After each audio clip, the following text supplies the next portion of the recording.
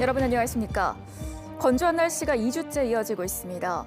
오늘 새벽엔 12층 상가 건물에서 불이 나 190여 명이 대피하는 소동이 빚어졌는데요.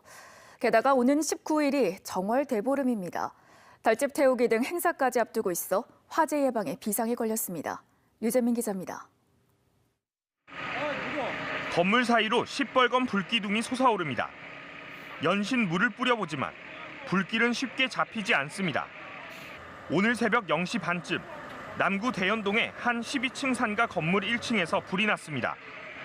불은 외벽을 타고 옥상까지 번졌고 바로 옆 건물에도 옮겨붙어 주민 190명이 한밤중에 긴급 대피했습니다. 1시간 만에 불은 꺼졌지만 소방서 추산 470만 원 상당의 재산 피해가 났습니다. 화염이 계속 올라가다 보니까 네. 그 외장재가 이제 타다가 뭐 떨어질 거 아닙니까? 네. 그럼 그 외장재에 떨어지면서 그게 이제 불이 붙은 것 같은데요.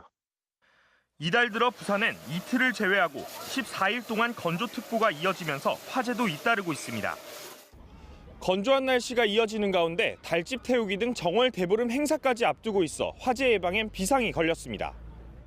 소방당국은 오는 18일부터 20일까지 특별 경계 근무를 실시하고 정월 대보름 당일 해운대와 광안리 해수욕장 등 행사장 16곳에 소방대원 560명과 소방차 30대를 배치하기로 했습니다. 또 각 지자체에 풍등 날리기를 자제해 줄 것도 요청했습니다. 소방 현장 지휘소를 운영하여 비상 상황 시 적극 대처토록 하고 있으며 화재 취약 지역에 기동 순찰을 대폭 강화해서 기상청은 정월 대보름 당일 한 차례 비가 내릴 것으로 내다봤습니다. 하지만 건조한 날씨는 계속될 것으로 예상돼 화재 예방엔 긴장을 늦출 수 없습니다. MBC 뉴스 류재민입니다. 더불어민주당 부산시당은 오늘 상무위원회를 열고 국무총리실이 김해공항 확장안을 재검증할 것을 요구하는 결의문을 채택했습니다. 상무위원회는 국토부의 김해공항 확장 계획은 안전과 소음, 24시간 운영 등에서 문제가 많다고 지적했습니다.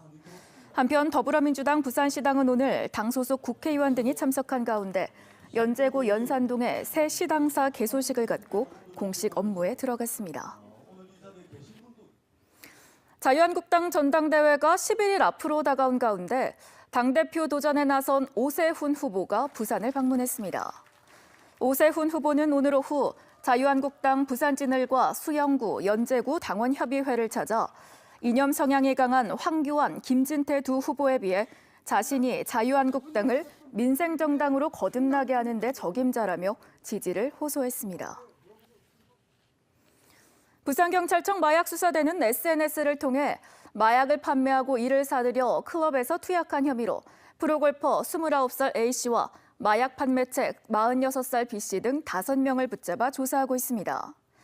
A씨 등은 지난달 24일 SNS를 통해 B씨로부터 마약의 일종인 엑스터시를 사들인 뒤 서울 강남의 한 클럽에서 종업원 2명과 함께 투약했습니다.